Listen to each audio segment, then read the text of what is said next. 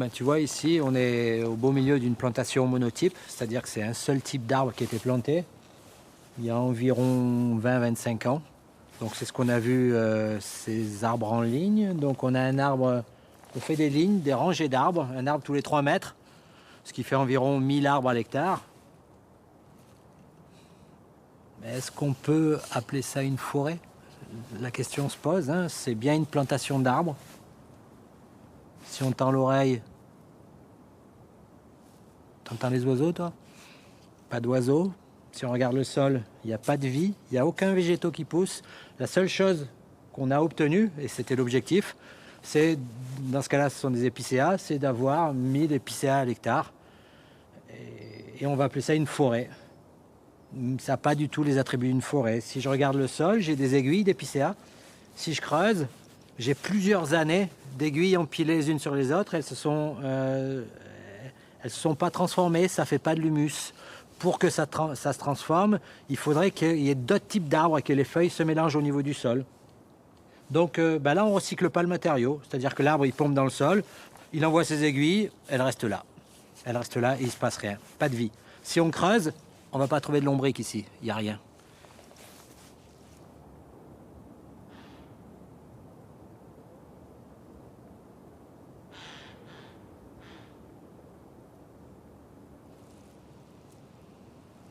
Ici, c'est le temple du Douglas.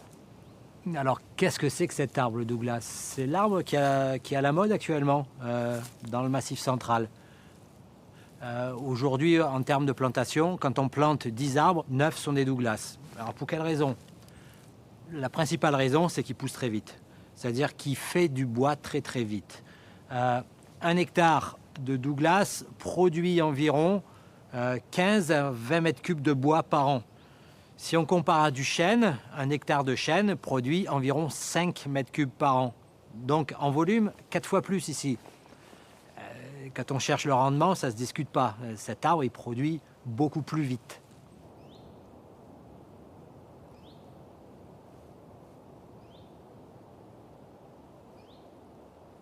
On a décidé qu'ici, il pousserait que du Douglas. Donc tout ce qui va venir, tout ce que la nature veut mettre, parce que la nature, généralement, elle sait ce dont elle a besoin. Par exemple, je prends le cas de ça. Tu vois, ça c'est du bouleau, donc un feuillu, qui est venu tout seul, de lui-même, se mettre en mélange avec le Douglas.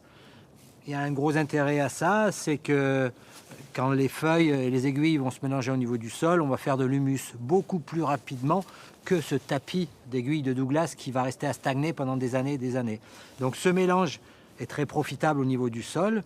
Par contre, ce n'est pas l'arbre objectif. On n'a pas demandé du bouleau, on a demandé du Douglas. Alors on les enlève. Ça veut dire que la nature nous fait pousser du bouleau. Et nous, on va payer des gens qui vont venir ici et qui vont détruire ces bouleaux. Il ne faut pas toucher à l'ordre établi. On veut du Douglas, on aura du Douglas.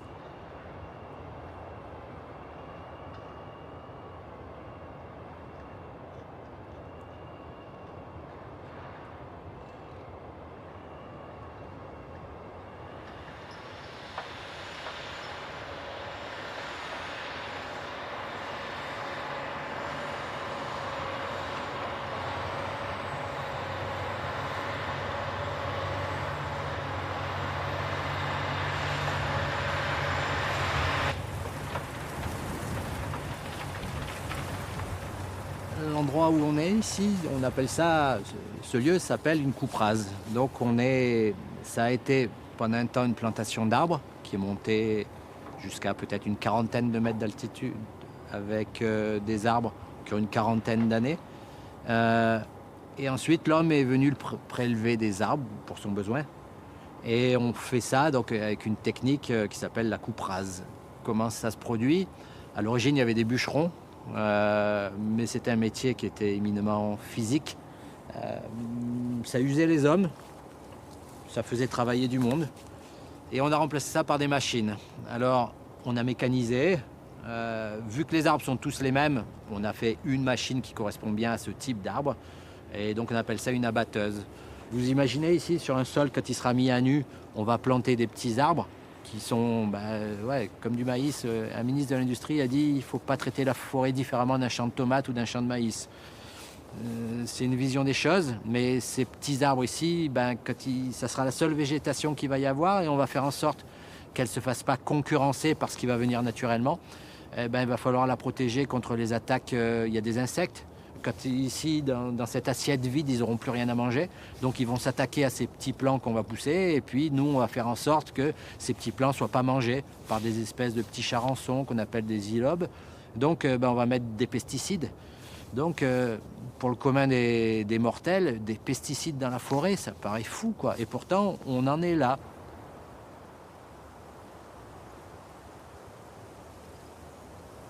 À l'échelle de la planète, on évoque souvent le problème de la déforestation.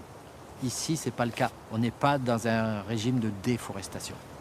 On est dans un régime de malforestation.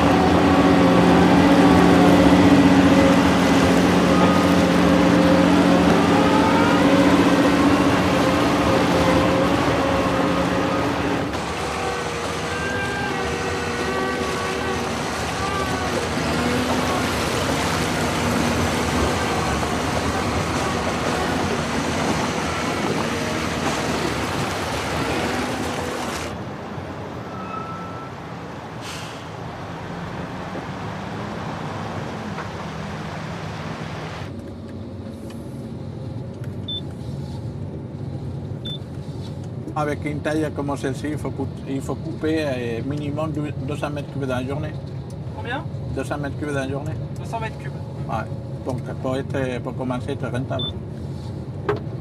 Et il faut dire qu'une machine comme celle-ci, il faut compter 9 000 € à peu près de traite à la fin du mois. Alors forcément, il faut que ça tourne. Il ne faut pas se permettre, parce qu'il pleut, de rester à la maison. Voir, on n'a pas envie d'aller faire la fête quand on a fini la journée. Vous faites des grosses journées? Ouais, entre 10 à 12 heures par jour à peu près. Il faut se tenir. Les propriétaires, des fois, ils ne sont pas trop contents parce qu'on détruit un peu le chemin. Mais bon, c'est le métier qui fait ça, alors voilà.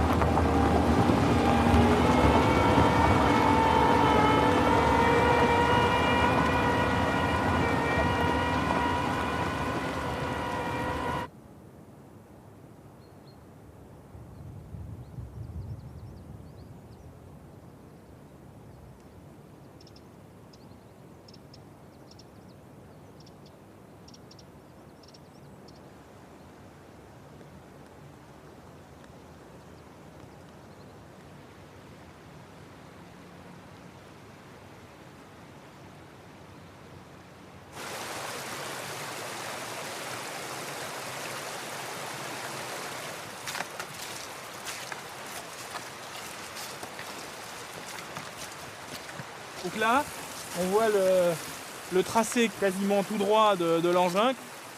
Ça correspond à aucun chemin et il a traversé perpendiculairement le cours d'eau, sûrement plusieurs fois. Probablement qu'en descendant, il a poussé de la boue dans le cours d'eau.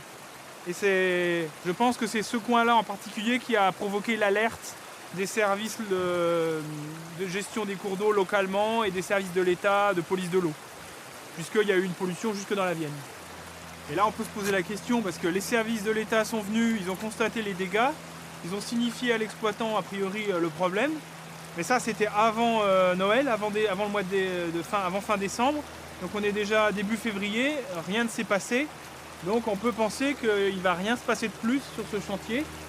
Pour eux, le dossier doit être clos. Le dossier est clos, hein.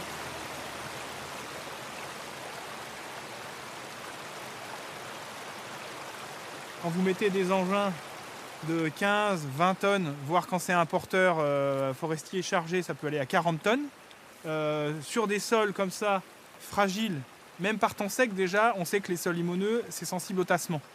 Mais là, ils ont travaillé en conditions en plus humides, donc le limon se fluidifie, ça fait une espèce de mélasse. Donc là, avec cette pente là, ça fait vraiment un toboggan à sédiments qui file direct vers le cours d'eau, quoi. Là, voilà, là je suis dans le cours d'eau là. C'est pas immédiatement visible, hein. Pour prendre mon prélèvement, il va falloir que je pousse tout ça là.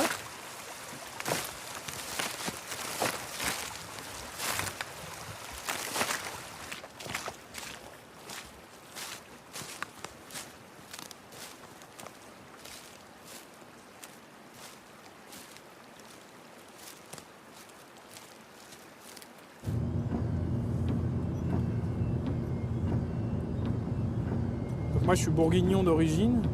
Je fais 2 ans d'école forestière et donc je suis arrivé en Limousin en 2008. Et quand je suis arrivé ici, c'était quand même assez choquant pour moi et d'autant plus que justement, on a pu faire des erreurs par le passé, mais aujourd'hui, on a quand même une connaissance forestière qui est quand même assez développée et on sait les conséquences de nos actes. Et en plus, on arrivait à un moment avec une maturité de peuplement qui faisait que justement on était un peu à la croisée des chemins et on pouvait envisager, on peut toujours d'ailleurs envisager d'autres approches forestières, quoi.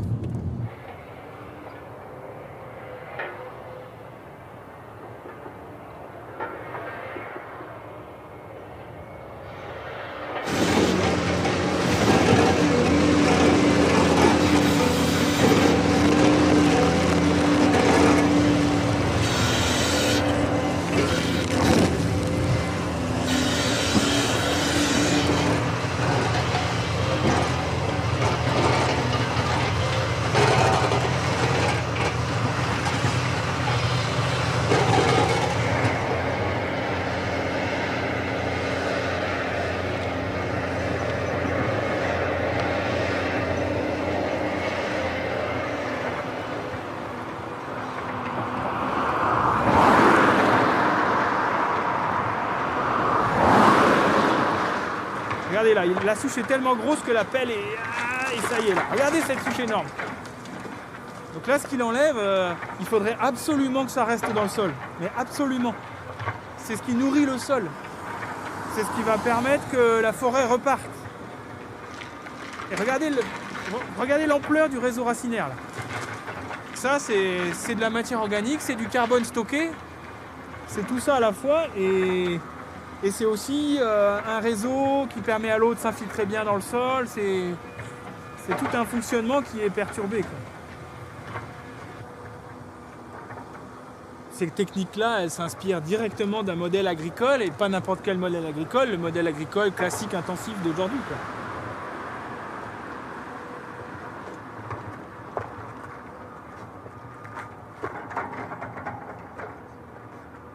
Là, on n'a plus de sol, hein. Là, c'est gris, jaune. Toute la partie très fertile du dessus du sol, elle a complètement été décapée. Là, on a encore un peu. Par contre, c'est encore marron, là, un petit peu à gauche. La partie supérieure du sol, qui est parfois pas épaisse, souvent ça fait quelques centimètres, parfois 10 cm. Là, c'est là où il y a la matière organique, c'est ce qui donne cette couleur foncée. Et c'est là où il y a la plus grande fertilité sur des sols forestiers. C'est souvent là qu'on trouve l'essentiel des nutriments, enfin de ce qu'il faut pour les plantes et ce qui constitue vraiment le milieu important du sol. Ben là, il a disparu, il a été arraché par les engins qui ont poussé les branches et les souches en même temps dans les tas qu'on voit. Là, à terme, la partie claire de sol qu'on voit, ça va être stérile pendant très longtemps. Et puis la partie fertile, elle va être dans les andins. Mais comme ils vont replanter pas sur les andins, mais entre les andins, ben, ça va poser problème. C'est-à-dire que là, c'est la voie ouverte pour légitimer l'apport d'engrais, quoi. Parce que sur un sol comme ça, il n'y a plus rien, quoi. On fait propre, quoi. Sauf que la nature, faire propre, ça va pas, quoi. C'est pas, la nature, ça fonctionne pas comme ça, quoi.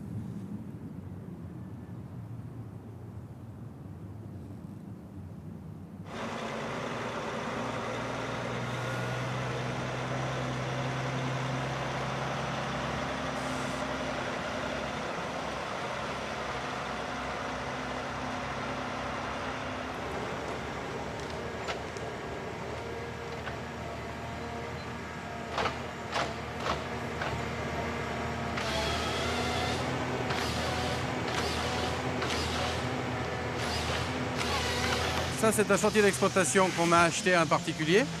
On va passer en coupe à blanc, on va tout couper, parce que s'ils grossissent trop, on aura encore plus de mal à les vendre. La coupe rase, c'est une méthode qui peut paraître choquante. En quoi c'est nécessaire d'en passer par là, selon vous? C'est mal perçu, ça change le visuel du paysage. Les gens se posent beaucoup de questions, alors que non, ils n'ont pas à se poser de questions.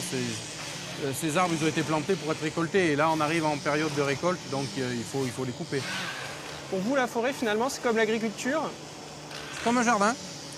On plante, on sème, on repique, on plante, on nettoie, on désherbe. Enfin, désherber, on débroussaille, on éclaircit et après on coupe quand c'est mûr. Hein. Quand c'est à maturité, ben, il est temps de les couper.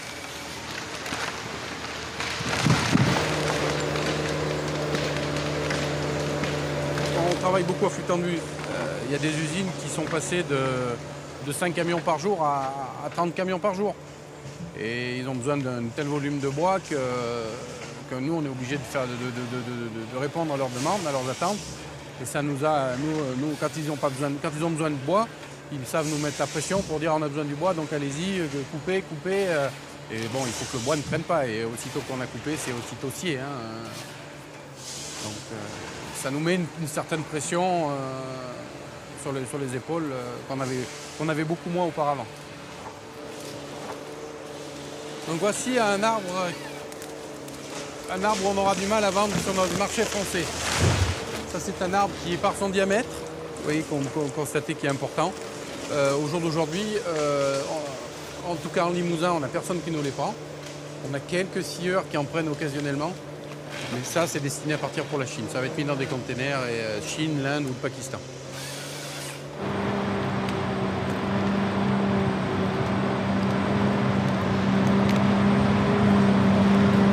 Les abatteuses ont révolutionné considérablement le milieu forestier. Ah. Et on parle de main-d'œuvre, c'est vrai qu'au jour d'aujourd'hui, une abatteuse, ça représente un bûcheron fait une vingtaine de stères par jour, quand il a bien travaillé, dans des bois corrects, de moyenne, et une abatteuse va en faire 150.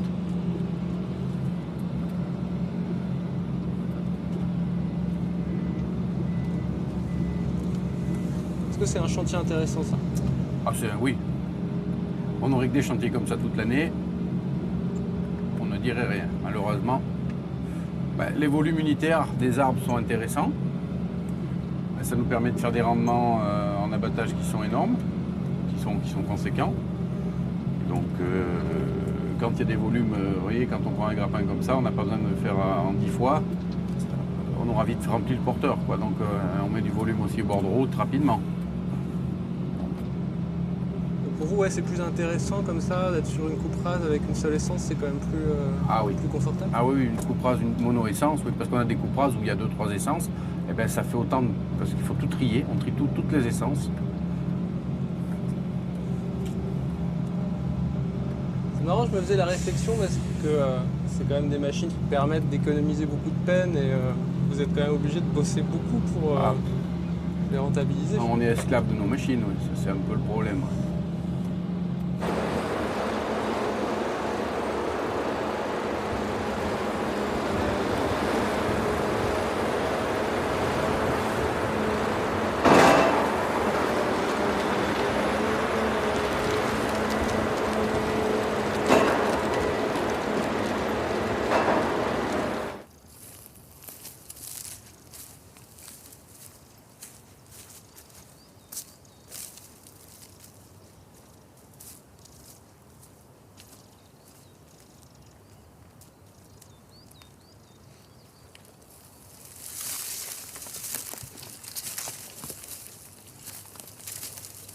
Qu'est-ce que c'est, Vincent, cette pile de bois? Tout ça là, ce tas, c'est un tas pour le bois énergie, ça. Donc on voit des bois de toute variété d'essences et on fait croire aux gens que le bois énergie, c'est que des déchets de scierie, alors que non. On coupe des arbres entiers, des arbres de valeur. Là, on a un chêne qui est assez beau, qui pourrait faire des belles planches et faire du bois de qualité. Pareil pour ce pin sylvestre là. Il n'est pas attaqué, il est beau, il n'a pas de champignons. Il est assez droit. Et ben, on va passer ça dans des machines énormes de broyage pour faire du pellet, du granulé ou je ne sais quoi d'autre en bois énergie, quoi. Ça, c'est quelque chose qui est apparu récemment? Bah, ça a démarré il y a 10 ans, mais ça fait vraiment 5 ans que là, ça explose. On voit proliférer ces tas là qui sont... on les repère bien parce qu'on met les arbres entiers en fait. Il n'y a plus aucun tri qui est fait. Tout ce qui compte là, c'est le volume de bois qui va passer dans le broyeur indifféremment, des broyeurs qui acceptent des diamètres considérables.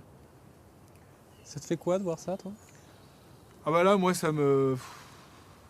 encore pire que la coupe rase parce que comme la biomasse est censée être renouvelable puisque ça pousse et que c'est censé repousser perpétuellement, du coup, ce genre d'action est valorisé, estampillé verte, écologique, favorable à la compensation carbone et à l'économie de carbone, puisque on va les mettre dans des chaudières du bois et pas du fioul ou du charbon. Donc on n'aura pas prélevé des combustibles fossiles. Et on considère qu'en mettant ça, du coup, on est dans une action totalement 100% écologique. Sauf que on a détruit le sol, on a utilisé des engins énormes parce que broyer des pins sylvestres de 70 cm de diamètre, ça demande un sacré paquet d'énergie et des broyeurs conséquents. C'est le prélèvement infini, c'est-à-dire on considère que la nature va toujours donner tout ce qu'elle peut et que nous, on prendra toujours le maximum, sans limite et sans jamais se poser de questions sur est-ce que ce qu'on fait a un sens économique, un sens écologique, un sens humain, social, parce que c'est pareil, celui qui a fait ça, on peut se poser la question de qu'est-ce qu'il en a pensé, est-ce qu'il était d'accord avec ça, est-ce qu'on lui a donné le choix, est-ce qu'on lui a expliqué ou pas, enfin qu'est-ce que lui il a pensé quand il a fait ça, d'empiler n'importe comment des tas comme ça de bois même pas ébranchés, c'est la négation du métier du forestier ça, hein, quand on voit ça.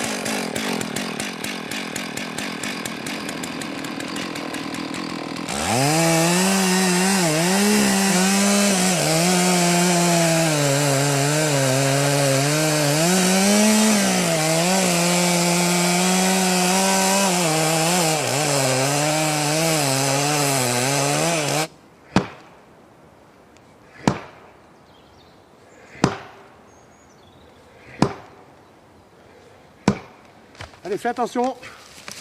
Parce que là, ça va tomber.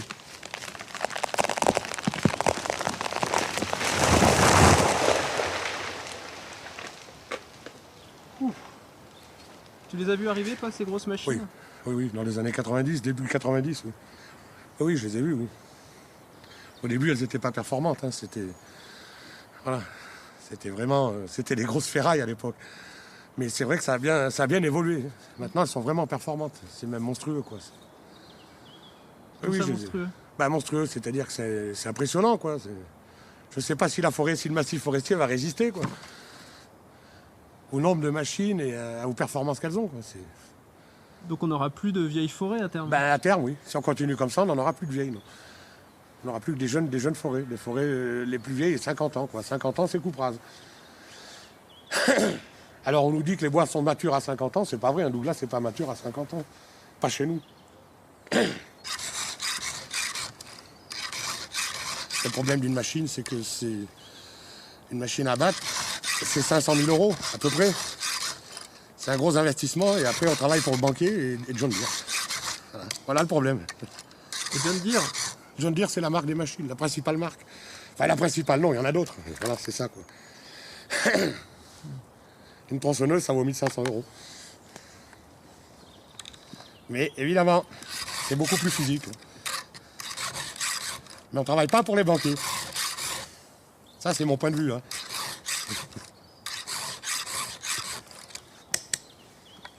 Tu comprends? Toi, t'as jamais voulu justement t'endetter pour passer... Ah non, jamais. Moi, je veux dormir la nuit. Je veux dormir tranquille. Je veux prendre le temps de vivre, de manger à midi et de dormir les nuits.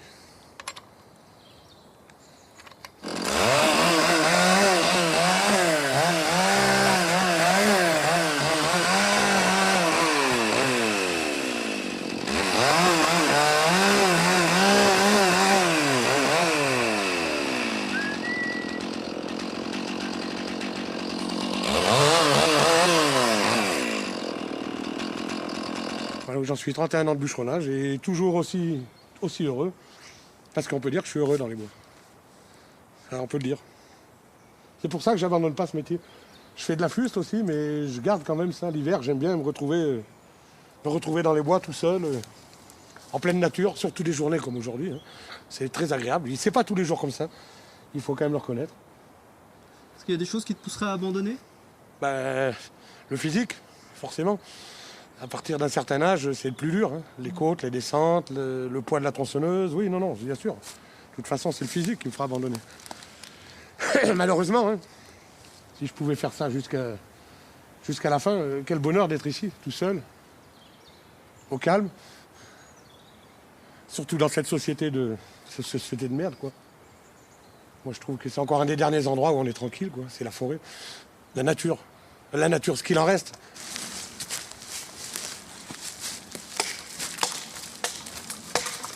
Des petites branches comme ça. Et celui-là, il est beau.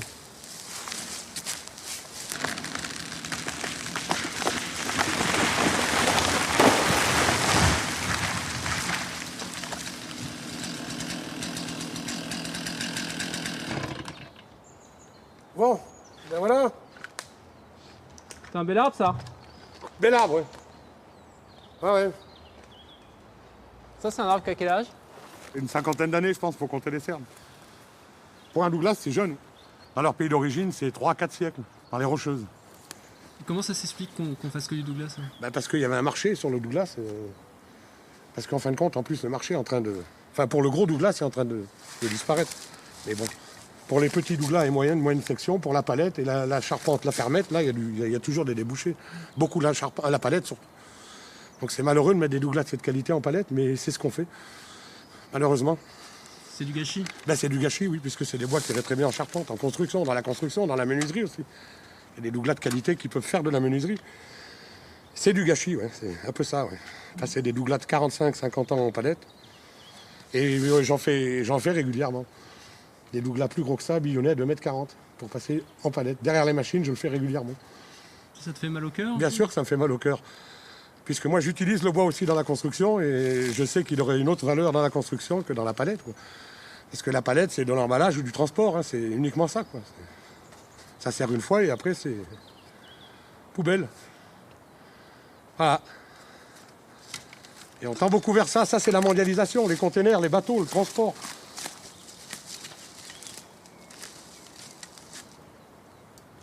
Bon, et bien voilà. Voilà où ils vont, nos beaux Douglas.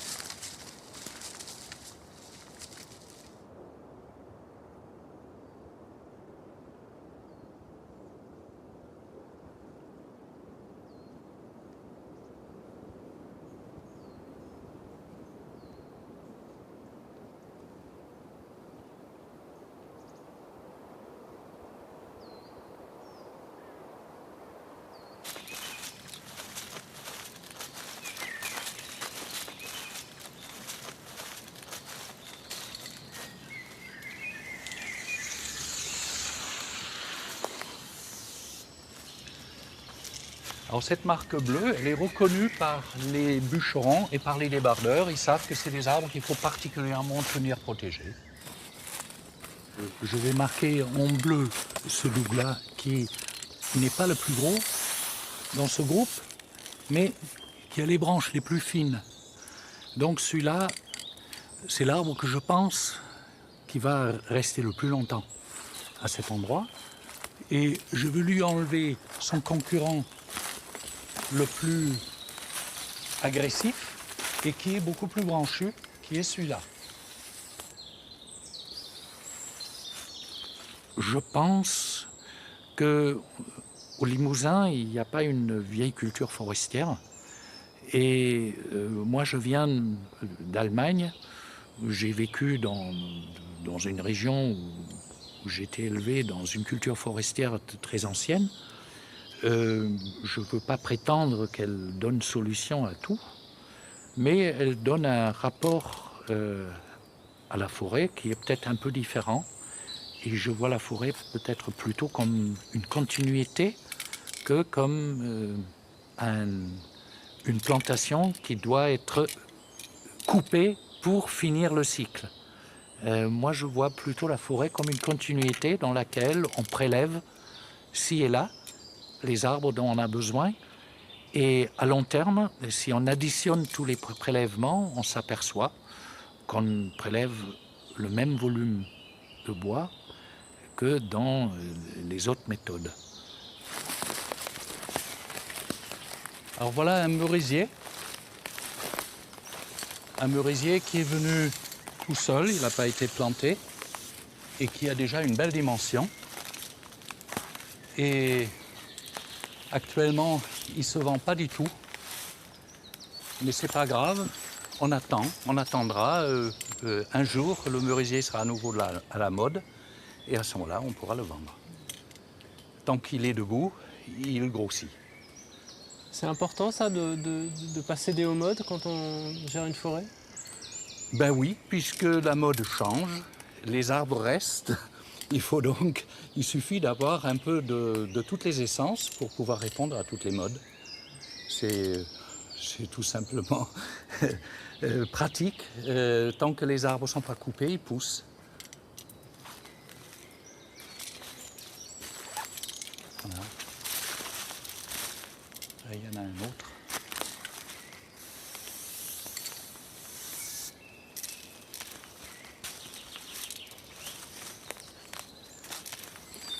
Ici, on voit dans le sous-étage des semis de hêtres, un petit douglas et un châtaignier qui se sont implantés spontanément. Si j'enlève cet arbre-là, les conditions pour ce sous-étage vont s'améliorer aussi. Et donc, ils vont continuer à pousser. Et peut-être, dans 30 ans, dans 40 ans, peut-être, il y aura ici un jeune arbre qui sera plein d'avenir. Ça ne nous a rien coûté, donc si ça rate, si ça ne réussit pas, c'est pas grave non plus. On voit souvent ici dans des plantations monospécifiques, monoculture à une seule essence et toutes du même âge, il n'y a pas justement ce sous-étage. En quoi c'est important Le sous-étage, il est important pour deux raisons. Il est important d'une part pour assurer l'avenir. Si on ne veut pas passer par la coupe rase, il faudra bien un jour renouveler. Et on ne peut pas laisser vieillir éternellement les arbres. Un jour, ils seront trop vieux, ils vont s'écrouler. Il leur manque de la place aussi pour grossir. Et donc, avoir de la régénération sous les arbres adultes, c'est rassurant. Il ne faut pas trop s'inquiéter d'ailleurs, cette régénération naturelle, elle va s'installer d'une façon ou d'une autre si on laisse le temps.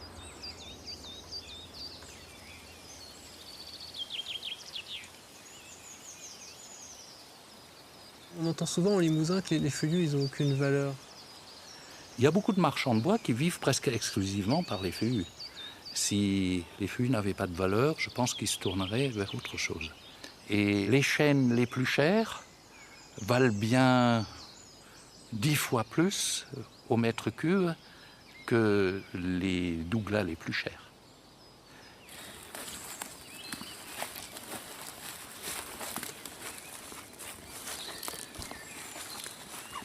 Voilà, venez voir, venez voir. Un faon.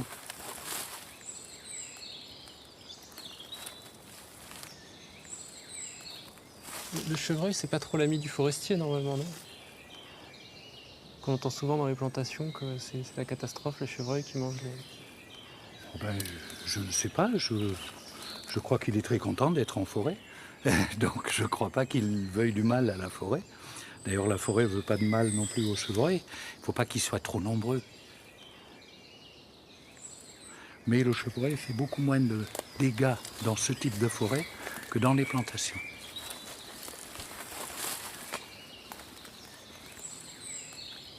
Une forêt vivante, elle est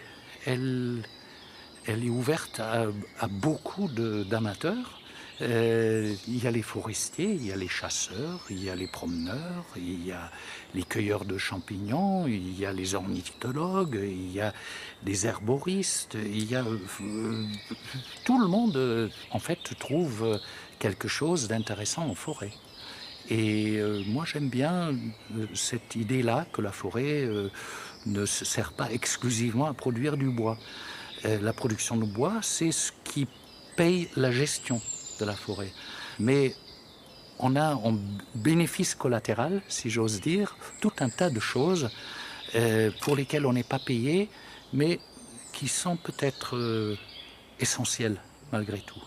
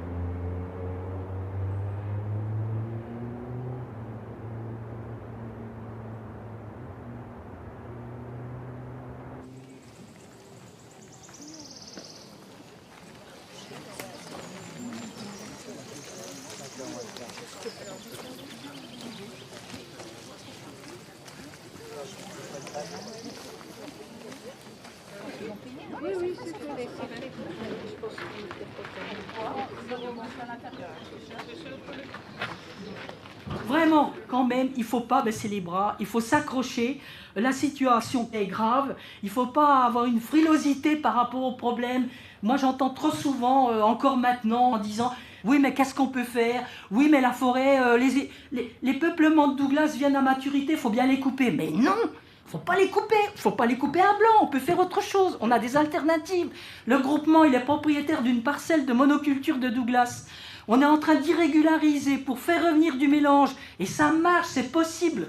Donc, le fondement du groupement, c'est l'action collective, on est tous là ensemble parce qu'on aime la forêt, on veut préserver des forêts, et voilà, allons de l'avant. Vive le Morvan et ses forêts diversifiées, étagées, et puis continuons le combat pour en préserver le plus possible. Voilà, merci à tous.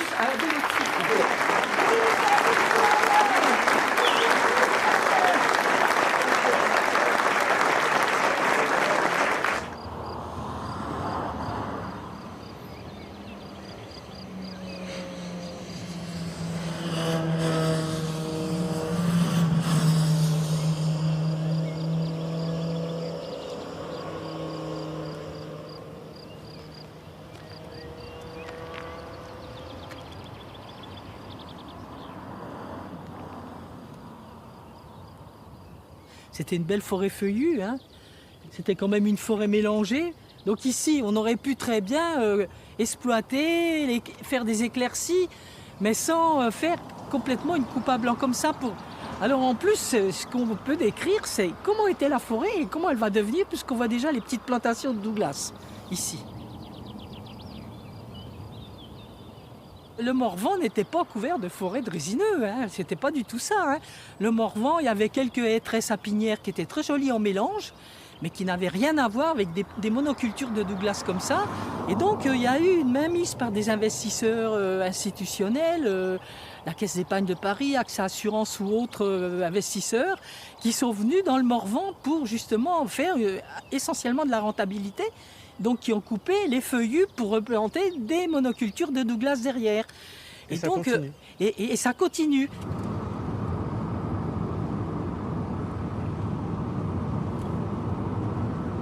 Voilà. Regarde ça, tiens. Voilà. Hein? Ce qui est grave, c'est qu'en fait, ça devient... les gens s'habituent, quoi.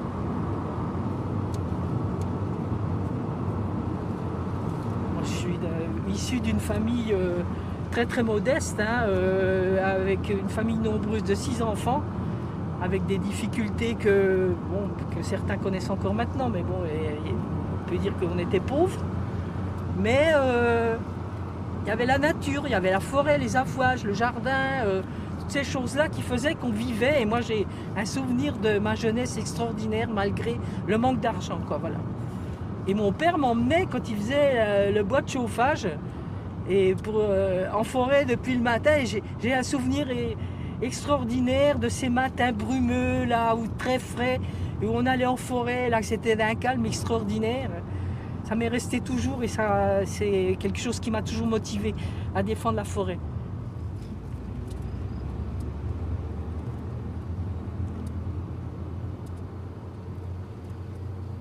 Le groupement a été créé pour s'allier avec la ville d'Autun et le Conservatoire des espaces naturels bourguignons pour acheter ces 270 hectares, ce qui maintenant sont notre propriété à chacun.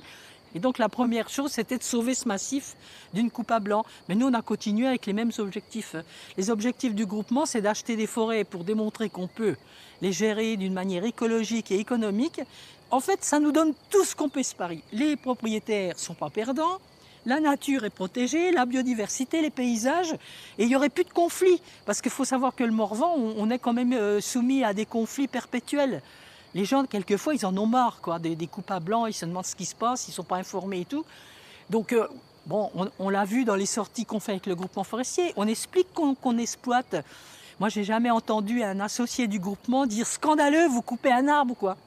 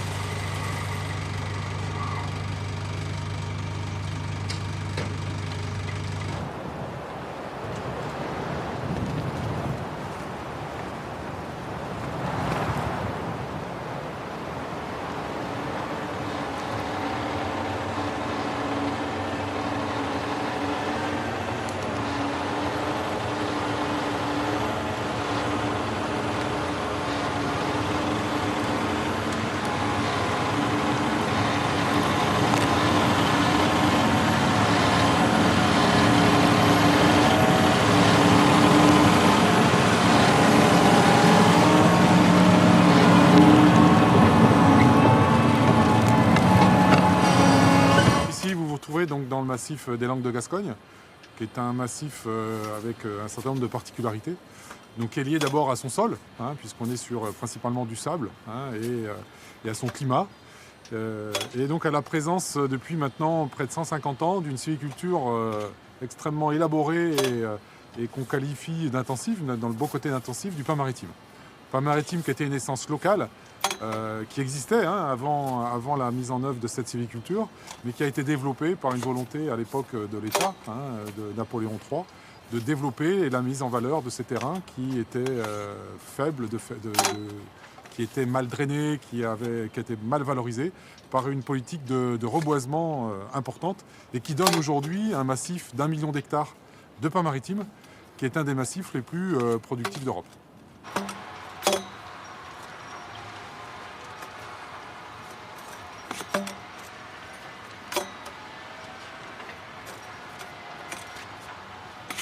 On a essayé de diversifier les types d'essences. Bon, on a essayé des dizaines d'essences à travers le monde entier. D'une façon, à plus de 80%, c'est quand même le pain maritime qui aujourd'hui est et restera le roi de la forêt gasconne.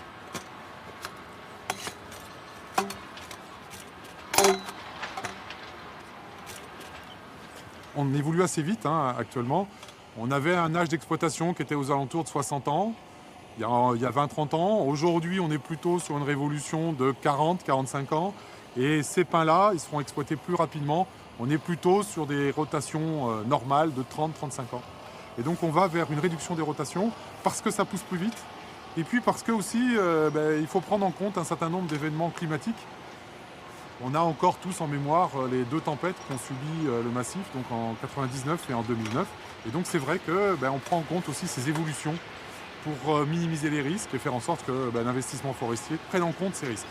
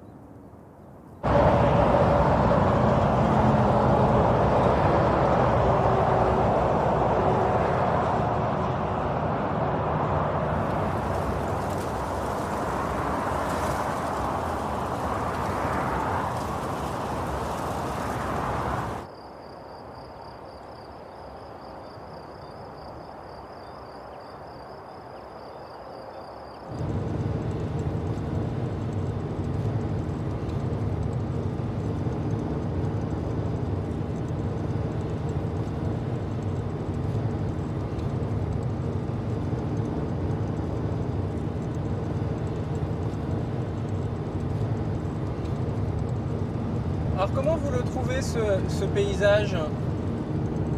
C'est le mien. Ça vous va?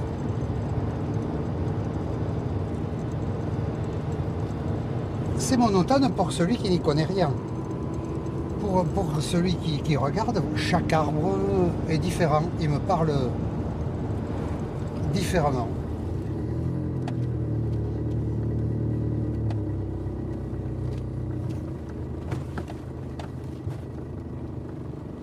On se prend pour un général d'armée là, qui a tout son monde parfaitement en ligne. Et oui. Non, mais c'est bien propre. Et ce qui fait qu'on peut débroussailler l'interbande très facilement. Qui dit débroussailler l'interbande veut dire qu'il n'y a pas concurrence pour les pins, il n'y a que qui mangent.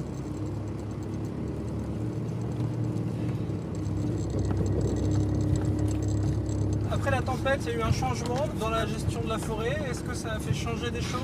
Après la tempête, on a essayé de reboiser. Est-ce qu'on a reboisé de la même manière ou on a tiré là, en la matière, par exemple, on n'a plus fait que globalement que des plantations. Avec des plans tout à fait top niveau comme sélection. Alors, une chose, on n'a quasiment pas d'arbres morts. Ce qui fait que les oiseaux n'ont pas de quoi nicher. Et ça, c'est écologiquement, on écrase parce que comme ils n'ont pas de quoi nicher, eh bien, il n'y en a pas. À cette heure-ci, vous allez me dire qu'il fait trop chaud. De toute façon, il serait allé dormir à l'ombre quelque part par là. Là, il n'y en a pas. Alors, il y a une technique qui s'appelle ProSilva. Il faut qu'il y ait à peu près 4 à 5 arbres à l'hectare qui soient morts et dans lesquels les oiseaux font leur nid. Et ça se développe comme ça, harmonieusement, la nature et les animaux. Qu'est-ce que vous en pensez? C'est théoriquement idéal, mais économiquement, ça ne l'est pas.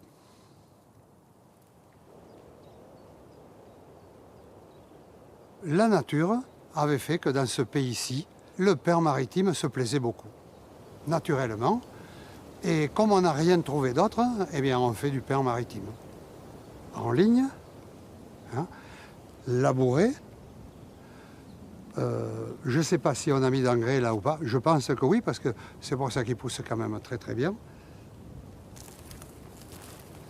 Quel est l'usage des produits phytosanitaires dans la sylviculture landaise?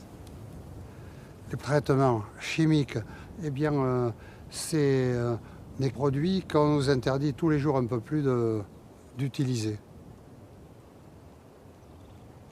On a cette forêt, elle a été créée par nos ancêtres, continuée par nous. Si elle y est, c'est qu'elle a quand même été bien gérée. Qu'est-ce qui vient de nous emmerder à nous mettre des bâtons dans les roues, des règlements, des empêchements, alors qu'on a fait les choses tout à fait correctement, jusque-là? Pourquoi on changerait?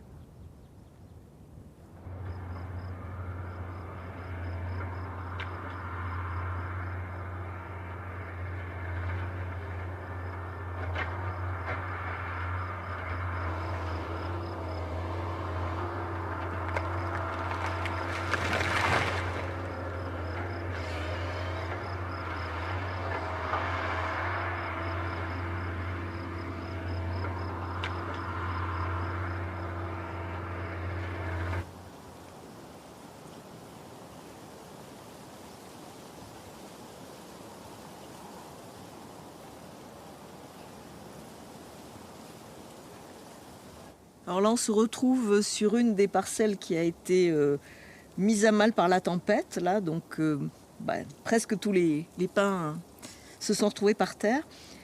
Et on a laissé les quelques survivants pour qu'ils continuent à pousser. Et ça nous donne une idée finalement du paysage qu'il y avait, même début du XXe, il y avait encore ces grandes landes là autour du quartier.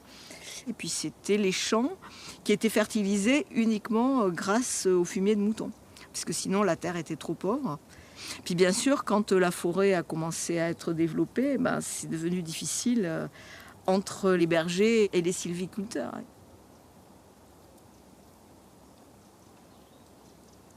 On dit que les moutons mangeaient les pins, mais c'est les pins qui ont mangé les moutons. Voilà, la morale de l'histoire, c'est celle-là.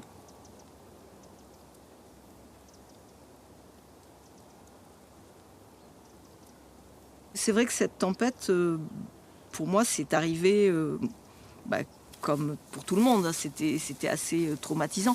Mais moi, j'étais pas encore une gestionnaire forestière du tout, quoi. Moi, ça faisait 2 ans que j'étais officiellement propriétaire. Puis c'était une propriété familiale. Je n'ai pas choisi de m'occuper de ça. Mes parents s'en occupaient. Bon, petit à petit, ils déléguaient de plus en plus à la grande entreprise forestière locale, là, la coopérative. Et moi, je ne m'étais pas trop posé de questions. Puis là, avec cette tempête, c'était des surfaces tellement importantes qui étaient à terre que ça obligeait à se poser la question du mode de gestion de la forêt, quoi. Donc moi, j'ai commencé à m'informer à ce moment-là. Et puis j'ai découvert qu'il y avait peut-être quand même d'autres façons de faire. En tout cas, dans d'autres régions, ça c'était sûr. Sur le massif landais, beaucoup plus timidement, il y avait des tentatives. Enfin, donc j'ai entendu parler de la gestion ProSilva. J'ai rencontré Jacques Azera qui mène sa propriété de cette façon-là depuis déjà pas mal d'années. Et puis surtout, il fallait trouver autre chose parce qu'on imagine bien que plus on fait des interventions dans cette forêt avec des grosses machines, puisque la sylviculture, c'est devenu monumental. Enfin, c'est la tendance générale de l'agriculture, mais là, les engins qui interviennent en forêt, c'est complètement monstrueux. Donc, comme le sol ici est très fragile, il y a très très peu d'humus, bon, bah, chaque fois qu'il y a des interventions comme ça dans la forêt, tout est bouleversé. Et bah, sans être spécialiste du tout, ça amène quand même à se dire que les arbres, si on leur fichait davantage la paix, ils seraient peut-être un peu plus solides et un peu mieux implantés, en tout cas. Moi, c'est ce que je me suis dit.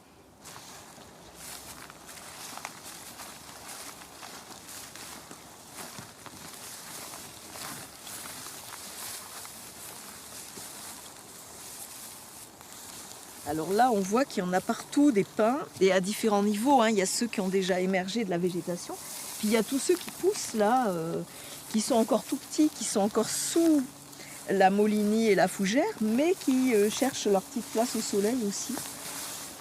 Et ça, à la fois de laisser faire simplement cette régénération naturelle, bah, ça économise de l'argent, mais ça économise aussi la vie du sol, tout simplement, parce que bah, tout ce tissu végétal là qui est là, c'est quand même ça qui donne aussi un petit peu de structure. C'est ça qui peut permettre aussi aux arbres là de pousser pas tout seuls, quoi, d'accrocher leurs racines là-dedans.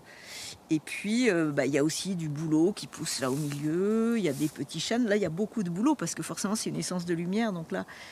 Mais on sait bien que les arbres, ils sont plus solides quand ils sont ensemble. Hein. C'est comme nous quand même. C'est une société aussi, une forêt.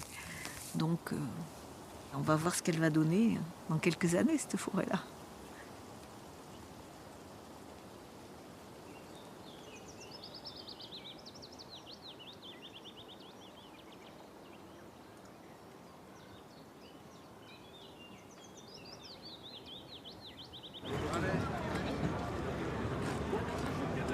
Il est 14h et à 14h30, dans la salle de conférence A, vous allez pouvoir assister à la conférence sur le thème « Qualité des approvisionnements en bois énergie et biomasse, les derniers résultats d'études et recherches.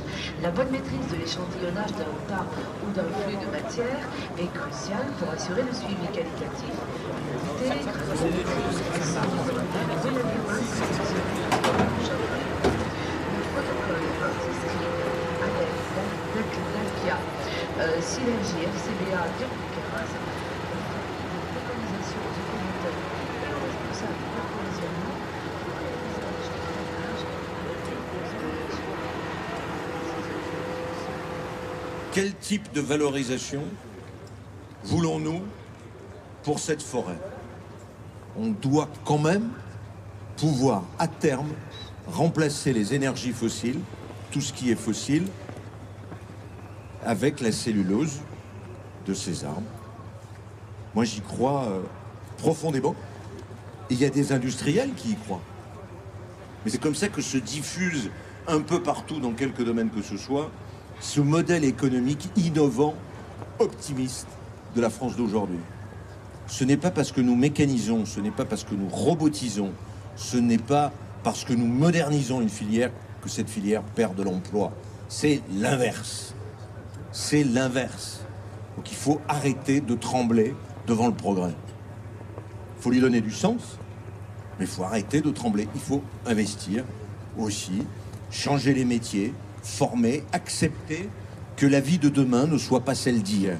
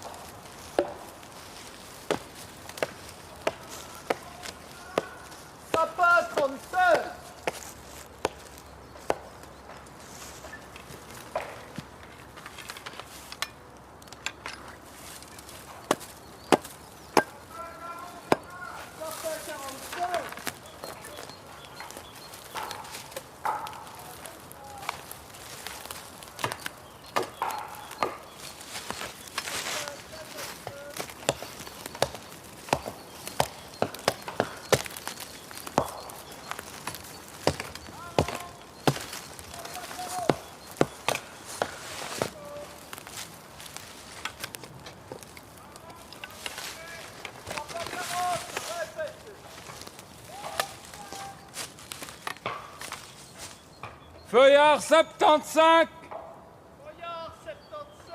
C'est quoi Feuillard? C'est un hêtre, c'est du hêtre. Ça vient du vieux français. Et puis en forêt, on préfère des fois dire feuillard. Ça sonne mieux à l'oreille que hêtre. De loin, on comprend pas bien.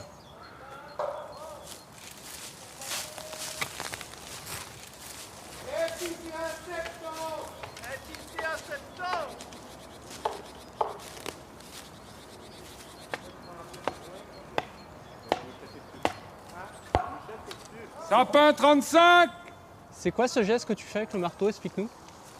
Alors, j'enlève d'abord l'écorce avec la partie hache du marteau. Je retourne le marteau et puis de ce côté-ci, j'ai une marque qui est gravée. Et la gravure, c'est écrit en gothique, il y a marqué AF qui veut dire Administration forestière. Et je mets la marque du marteau sur le flashis que je viens de faire. Voilà. Quel est l'intérêt justement? Et quel intérêt, c'est que les bûcherons qui viennent couper, enfin, après que la coupe soit vendue, des bûcherons viennent dans la coupe pour couper les arbres et de loin ils voient que c'est marqué. Et cette marque-là, elle est déposée auprès des tribunaux et sa contrefaçon est punie de façon très sévère. Ça équivaut à faire la fausse monnaie.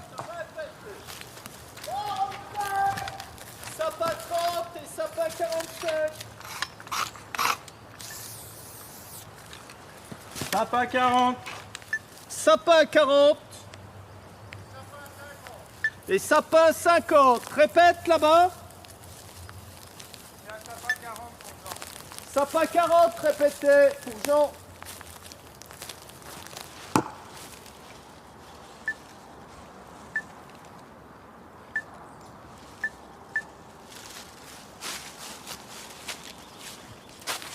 Voilà, là depuis le début de la virée, j'ai martelé 23 mètres cubes 91, presque 24. Et tout est répertorié par essence, par classe de diamètre et voilà. Il y a un truc assez étonnant qui s'est passé il y a une paire d'années. Il y a un organisme qui s'appelle l'Inventaire forestier national qui est chargé d'estimer la ressource en bois et en forêt en France et d'en déduire ce qu'on peut en sortir. Et il y a eu des chiffres qui ont été pondus, je ne sais plus, je ne veux pas raconter de bêtises. Et on s'est basé là-dessus. L'ONF aussi, en forêt domaniale et communale, pour dire voilà ce qu'il faudra annuellement sortir comme millions de mètres cubes de bois de la forêt française. On est parti là-dessus, il me semble, pendant quelques années, avant que quelqu'un se rende compte que les données de départ étaient complètement erronées et qu'on avait des chiffres de prélèvement qui étaient beaucoup trop élevés. On est plus incité à prendre plus que moins, c'est évident, c'est sûr. Après, charge à nous de plus ou moins résister à la pression, voilà, mais on peut le faire jusqu'à un certain point, quoi.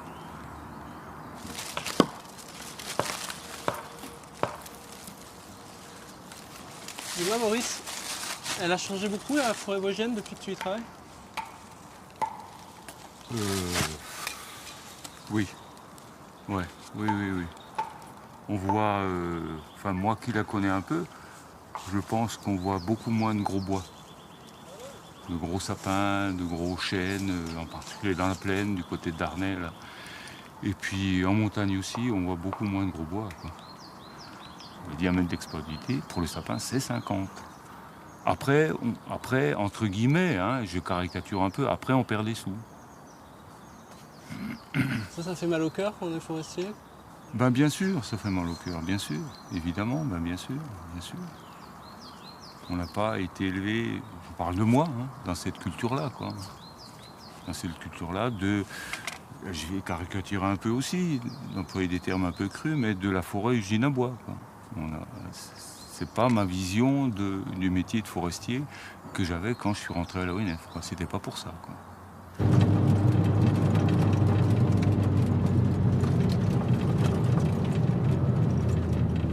Ton secteur, il a évolué en taille depuis le début de ta carrière?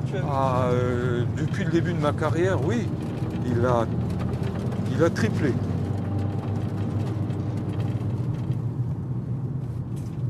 Alors on passe beaucoup plus de temps sur la route Et on passe beaucoup plus de temps devant nos ordinateurs aussi. Ça change la vie.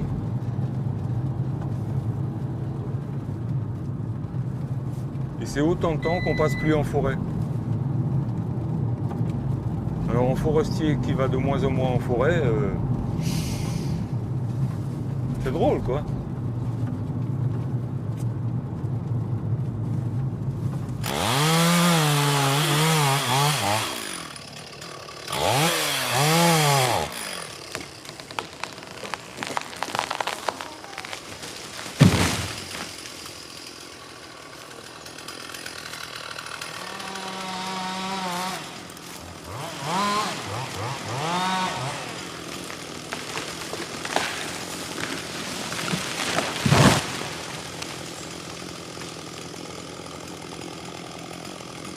Donc là, il y a un petit emplacement où l'adjudicataire de chasse veut faire un petit abri pour... donc il y a 2-3 que je vais marquer en plus pour les enlever. Hein. Et après, c'est coupe classique. Mais ça, on mettait ça en bile. Hein. J'arriverai pas... Juste, vraiment, quand il y a un BC, faites juste les BC, tout le restant, on le met en bile. Hein. Okay. Et puis quelques Braunwurfel, s'il y a. Parce que dans la 40, il y en aura beaucoup plus.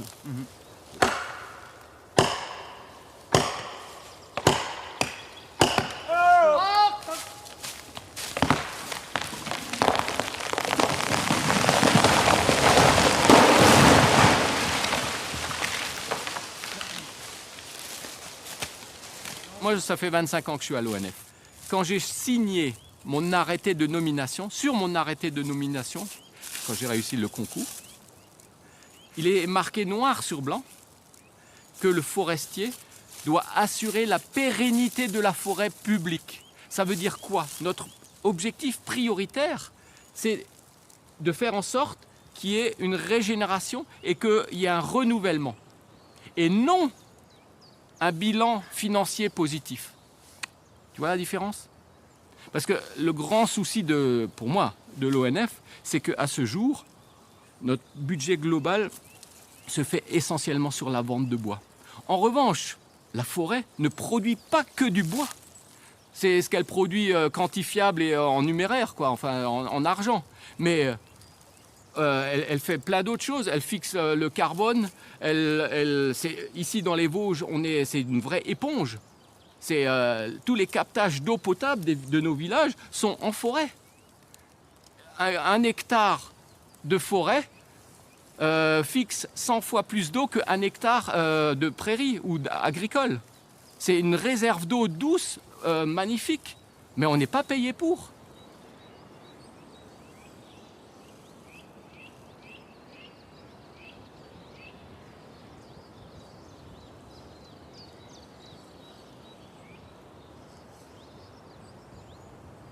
Quand je viens ici, souvent je pense un petit peu à, notamment,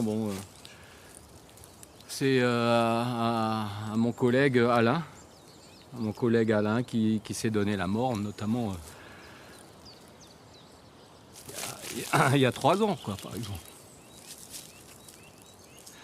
Ce qu'il y a, c'est que donc depuis 2002, on est souvent réorganisé, restructuré. Et la réorganisation de 2002 a été très violente pour le personnel dans sa globalité, mais surtout pour le personnel forestier. Mais mécaniquement, les services de soutien en souffrent aussi. Et il y a à peu près 3 ans, donc notre équipe d'origine, Paris a décidé de disloquer cette équipe de travail, ce collectif de travail. Alain a été forestier sur ce secteur-là, enfin sur le secteur en question, depuis plusieurs décennies. Hein. Et voilà, il fallait qu'il sorte de l'équipe communale, il allait être intégré dans une nouvelle équipe et il l'a très mal supporté. Et tout simplement, un beau matin, dans sa maison forestière, il s'est mis une balle dans la tête avec son arme de service. Il faut être très fort pour supporter tout ça, hein.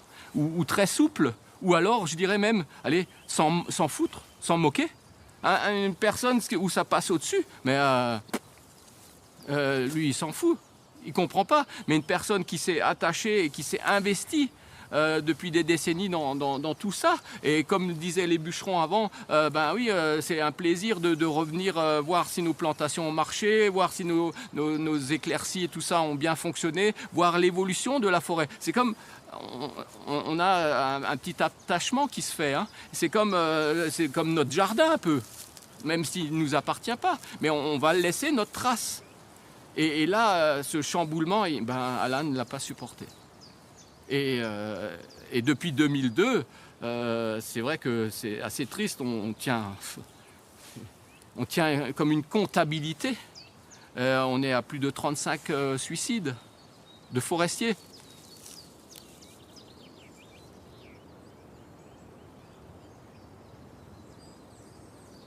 Et quand au final, on vous dit, oui, c'est imputable au service, là, vous avez envie d'en prendre un ou deux et de les secouer, quoi. Et de lui dire, mais t'as vu ce que t'as fait? Et en fin de compte, au final, on a continué, c'est-à-dire l'équipe a été quand même dissoute, malgré ça. C'est là que j'ai pas compris. On aurait pu... voilà. Mais bon, c'est encore dur, quoi. Encore dur.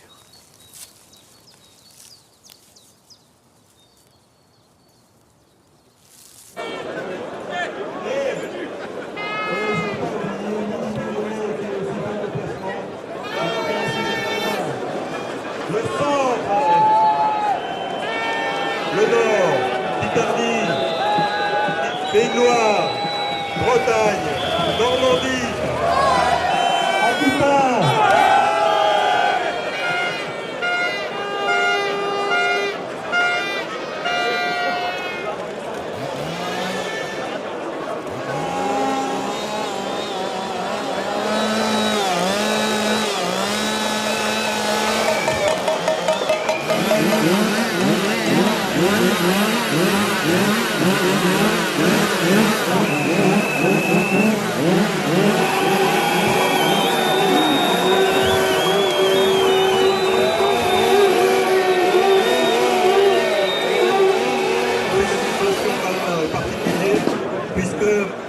Se discuter ce matin dans la salle du conseil d'administration le projet de contrat d'objectifs et de performance.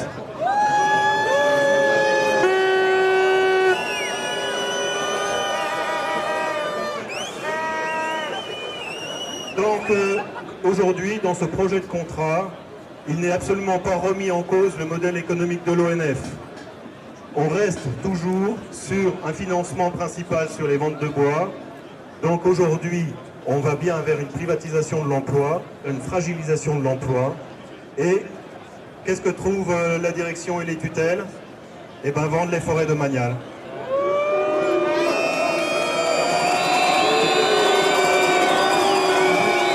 Si nous sommes là aujourd'hui, c'est qu'en 64, 66, nos anciens se sont battus pour que soit maintenu le statut de fonctionnaire à l'ONF.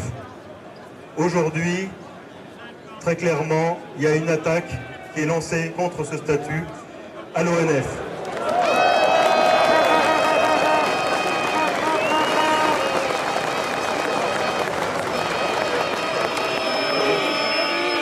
Je crois que ça laissera aussi. Voilà. Bien, mesdames, messieurs, je comprends parfaitement que quand pendant 10 ans, vous avez une ligne de baisse des effectifs. Toutes les décisions, toutes les annonces ont cette baisse des effectifs en filigrane. Je comprends qu'un climat de défiance puisse se construire. Je pense qu'un climat de confiance peut se reconstruire. La confiance, ça n'est pas l'unanimité. La confiance, c'est pas je suis d'accord avec vous, c'est pas la démagogie. La confiance, c'est que on sache que quand quelque chose est dit, c'est tenu. Moi, il y a un an, je vous ai dit ici que je souhaitais, dès 2016, et que c'était la clé, s'il vous plaît. S'il vous plaît.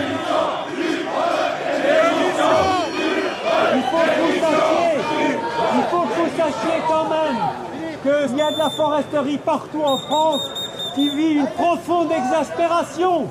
Depuis 2002, où votre gouvernement déjà a mis en place une réforme catastrophique, nous sommes de bons garçons bien élevés, mais il y a chez nous des gens dont je vois l'état mental avec un profond abattement.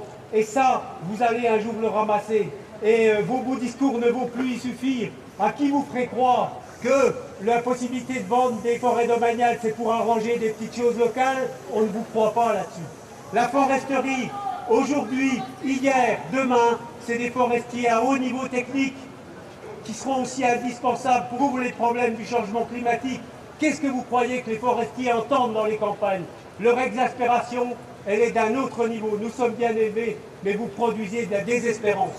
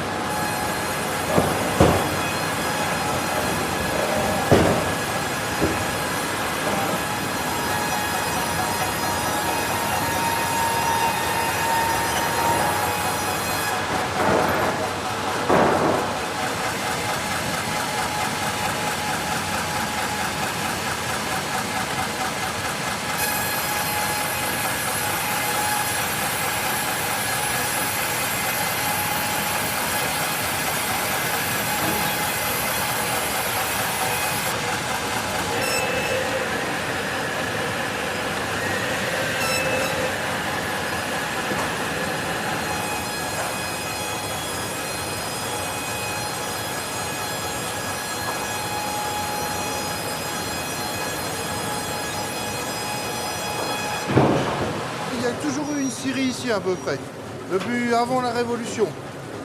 La Révolution française? Voilà, et c'est route des Syries tout simplement parce que dans le temps il y en avait énormément. Rien qu'au Val d'Ajol, sur la commune du Val d'Ajol, on était 14 Syries avant. Je vous parle de ça il y a une cinquantaine d'années, une soixantaine d'années. On n'est plus que deux maintenant. On n'est plus que moi, puis une Syrie un peu plus importante. C'est à peu près le double de moi quoi. Comment vous expliquez ça alors que cette hécatombe? La concurrence, tout simplement. La concurrence. Et certaines petites scieries, un peu comme nous, n'ont pas su se moderniser assez tôt. Et la concurrence européenne, la concurrence allemande, la concurrence des grosses scieries françaises font que la marge diminue, et puis au bout d'un moment, on jette le pont. Le plus souvent, c'est pas des fermetures secs, le plus souvent, c'est des liquidations parce qu'il n'y a pas de suite. Il n'y a aucun repreneur. Personne ne veut se lancer là-dedans aujourd'hui.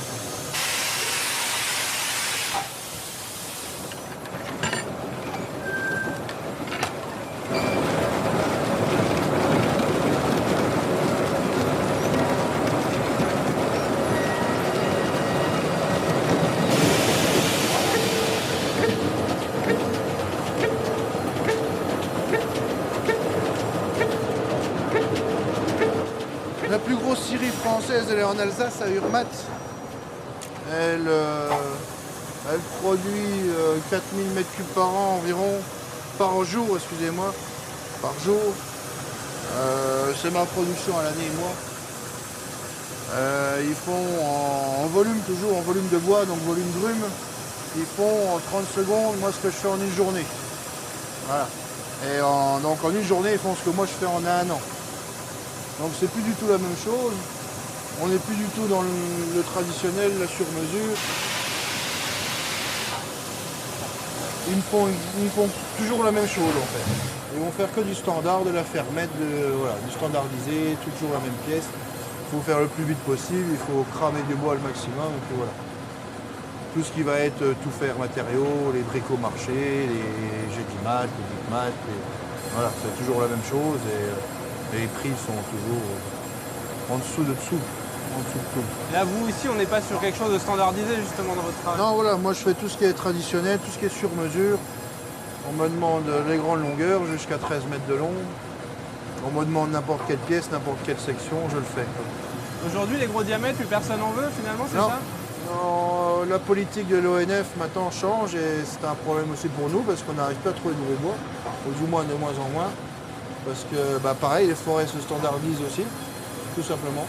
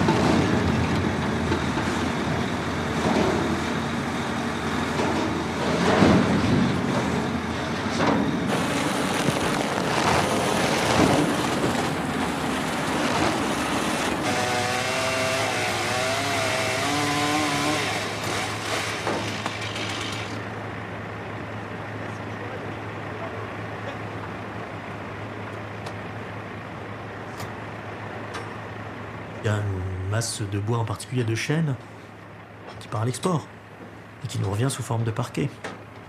Parce que des parqueteries, de toute façon, en France, il n'y en a plus. La seconde transformation en France, en particulier dans le feuillu, on l'a laissé mourir. La première transformation, au moins le sciage, etc., il y en a encore, mais je vous ai dit que la quantité de scieries feuillues qui ont fermé en Lorraine ces 10, 15, 20 dernières années, c'est phénoménal, et c'est vrai dans toute la France. Et c'est dommage parce que mes ancêtres, en forêt publique, depuis des décennies, façonnent des bois par la sylviculture, par la finesse du choix des arbres à prélever, etc., par la réflexion. Ils façonnent des arbres de la meilleure qualité possible pour qu'ils atteignent le plus gros diamètre possible, pour avoir tous les usages possibles. Donc ces arbres-là, si on nous dit on ne sait plus les utiliser, il y a un gros problème. Les normes de construction dans le résineux sont dictées beaucoup par l'Allemagne, par l'Autriche, qui ont des jeunes plantations de résineux à valoriser. Alors, plus vite on coupe, plus vite on en a. Et puis, les cantères, les scies qui font du 50, du 40 de diamètre, elles viennent d'où? On les a achetées aux Finlandais, aux Suédois, aux Norvégiens. Ben oui, pourquoi les scies font cette taille-là? Ben parce que l'épicéa qui pousse sous ces latitudes-là, autour du cercle polaire, au bout de 300 ans, il a toujours 40 cm de diamètre. Donc cet outil-là, il est adapté à cette ressource-là. Et on a gentiment encouragé nos scieurs à s'équiper avec ça. Il y a encore des scies, ça existe, et des cantères, même maintenant des scies plus modernes, qui peuvent scier des gros diamètres. Mais il n'y a jamais eu aucune aide, aucune incitation à s'équiper là-dessus. Il y a une ressource, et il faut à tout prix les équiper pour qu'ils utilisent au mieux leurs ressources. Et ça peut peut-être mettre un frein à l'export des bois ronds vers la Chine notamment.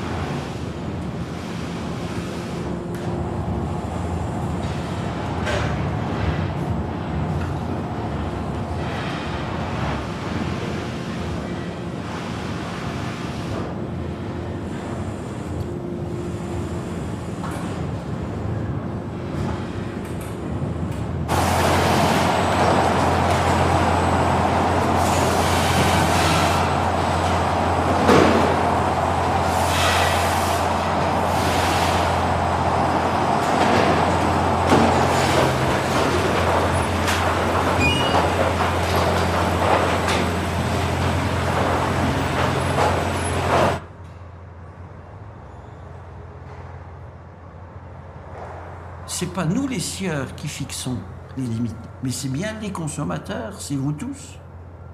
Et c'est vous tous qui, dès que dans la planche que vous voulez utiliser, vous voyez des singularités de nœuds ou de défauts, vous ne prenez plus ce produit-là. Et c'est pas nous qui avons décidé à un moment de désintéresser de certains diamètres de bois, c'est tout simplement vous tous.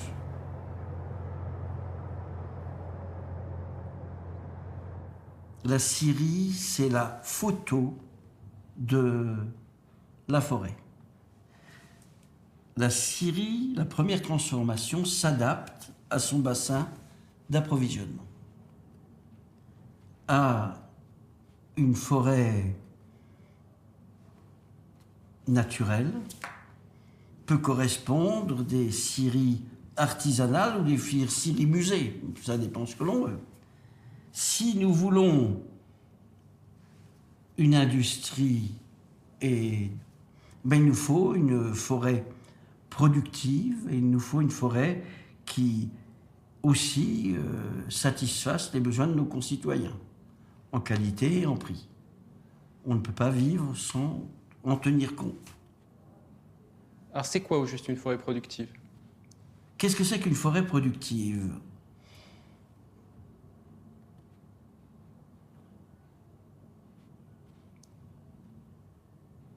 Regardons les forêts scandinaves, les forêts russes qui ont, en gros, la forêt scandinave, 3 essences, une de feuillus qui est le bouleau, et puis après c'est le pin et l'épicéa, et automatiquement 3 essences dominantes.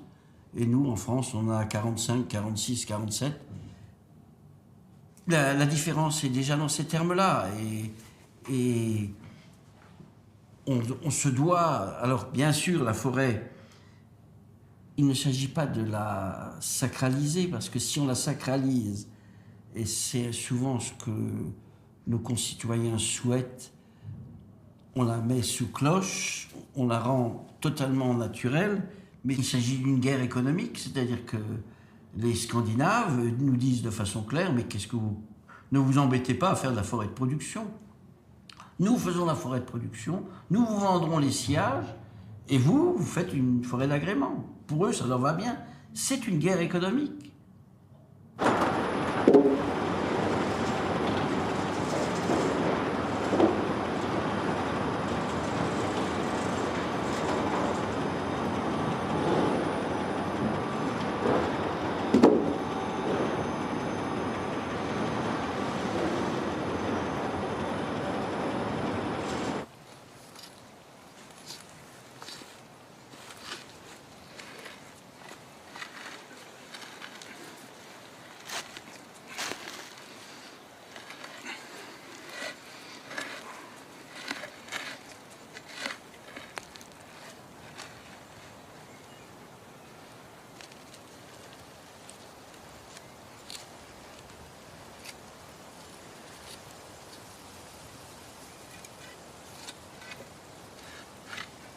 La forêt hétérogène, diversifiée et complexe, elle demande une présence sur le terrain, elle demande des gens qui habitent sur place, qui la regardent, des bûcherons qui comprennent le territoire, qui savent comment cette forêt on s'en occupe, des scieries qui savent qu'à cet endroit-là le chêne est bon, à cet endroit-là il est mauvais, à cet endroit-là le châtaignier est bon, qui connaissent le territoire, qui savent le valoriser. C'est ce qu'on faisait en France, on a fait pendant 300 ans finalement. Toutes les scieries dans chaque région sciaient le bois qu'il y avait dans la région. On n'allait pas le transporter sur des camions sur des centaines de kilomètres. Donc chaque région s'est adaptée aux produits qu'ils avaient. Dès que la gestion est faite par des organismes très loin du territoire, comme les déplacements coûtent cher, comme on n'est jamais sur place, on ne connaît pas bien le territoire, etc., tout ça doit être cadré, doit être simplifié à l'extrême. Et puis en plus, il faut que ça soit prévisible pour les actionnaires, pour les investisseurs. Et donc, on fait des forêts autoroutes. Voilà. Tout est prévu. Alors, ça va loin, parce que dans les Landes, on a des systèmes où, au moment où on plante, on a déjà programmé la coupe rase. Et on sait déjà quel diamètre on va récolter, quel volume on va récolter, à quel prix on va le vendre, a priori. Tout ça est simulé. Il y a des logiciels de simulation, d'expertise qui vous permettent de savoir, bon, vous investissez tant, au final vous récoltez tant, donc ça produit 2,5% de rendement. Compte tenu des avantages fiscaux, ça vous rajoute 1%, etc. Tout ça est prévisible. Dès qu'on est dans ces forêts-là, comme ici, pour prédire quelque chose, hein.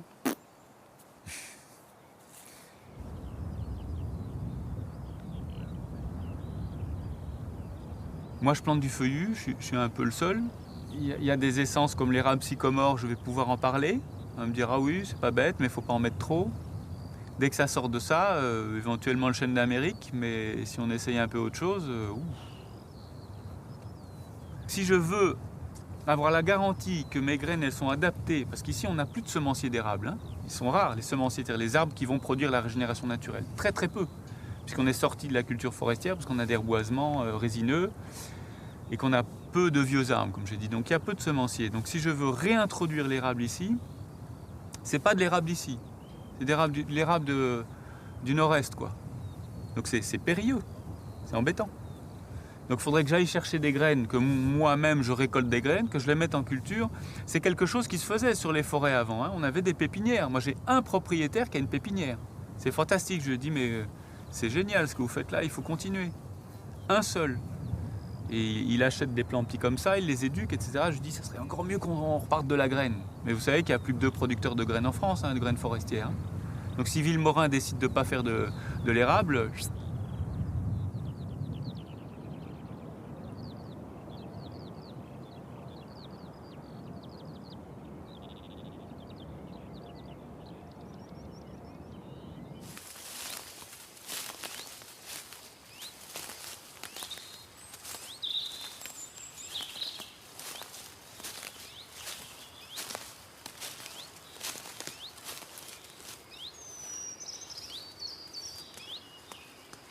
moi, je suis absolument convaincu qu'aucun forestier n'est indifférent à voir une forêt comme ça, du jour au lendemain, remplacée par une plantation de Douglas. Moi, j'en vois régulièrement. Et chaque fois que j'en vois, vraiment, je m'arrête. Et je ne sais pas quoi faire de mon sentiment, quoi. Ma journée est foutue, mais vraiment. Je me sens très mal et j'ai même honte de faire ce métier. Et c'est des moments comme ça où je me dis, mais je vais arrêter, quoi. Donc je me rattrape en disant, mais moi, je ne vais pas le faire. Et c'est déjà en soi un défi. Mais j'ai suffisamment de stabilité, moi, économique aujourd'hui pour être certain que ça ne va pas me menacer, que je peux le refuser sans aucun problème de le faire, et je ne le fais pas. Par contre, des salariés de structures qui sont pilotés par des directives et des sylvicultures qu'on leur impose, soit directement par le propriétaire, soit par un service de gestion, eux n'ont pas le choix. J'ai choisi ce métier parce que j'aime la nature et j'aime produire du bois, parce que ça vient des arbres, c'est vivant, quoi. Et puis je suis dans une filière qui est pilotée par des logiques qui ne sont pas du vivant, quoi, qui ne sont pas issues du vivant. Mais les logiques, elles viennent de l'industrie du plastique, quoi, du pétrole, et de la finance. C'est pas mariable. En fait, à un moment donné, il faut percevoir que c'est pas mariable ces 2 logiques-là, quoi.